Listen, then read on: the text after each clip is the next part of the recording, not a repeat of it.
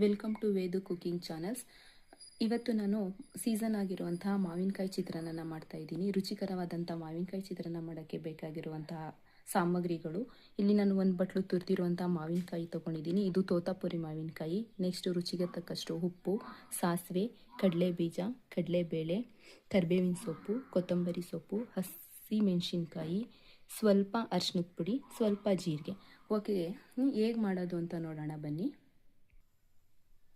ಈಗ ಬಾಣಲಿಗೆ 4 ರಿಂದ 5 table spoon ಎಣ್ಣೆನ ಹಾಕೋಣ.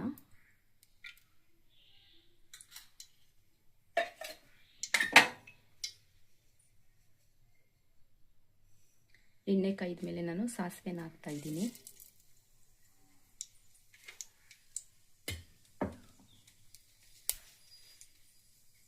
ನೆಕ್ಸ್ಟ್ ಸ್ವಲ್ಪ ಜೀರಿಗೆನ ಹಾಕ್ತಾ ಇದ್ದೀನಿ.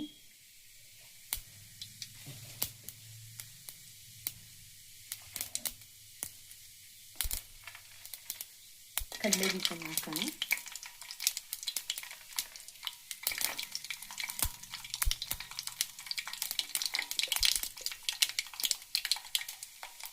ಸ್ವಲ್ಪ ಕಡಲೆಬೇಳೆನ ಹಾಕ್ತಾ ಇದ್ದೀನಿ.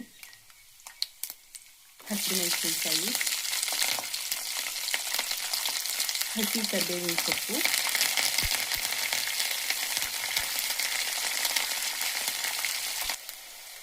ಈಗ ಮಾವಿನಕಾಯಿ ತುರಿದಿಟ್ಕೊಂಡಿದ್ದೀವಲ್ಲ, ಮಾವಿನಕಾಯಿನ ಹಾಕೋಣ.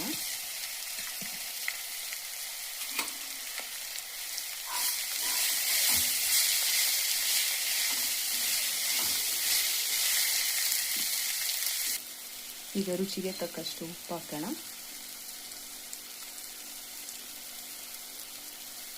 ನೆಕ್ಸ್ಟ್ ಸ್ವಲ್ಪ ಅರಿಶಿನದ ಪುಡಿ,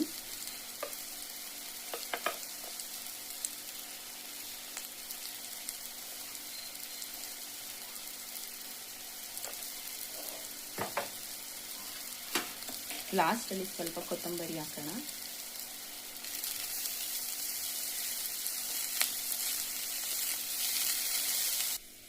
ಈಗ ನಾನು ರೆಡಿ ಇರುವಂಥ ಅನ್ನನ ಈ ಗೊಜ್ಜಿಗೆ ಹಾಕಿ ಮಿಕ್ಸ್ ಮಾಡ್ತೀನಿ.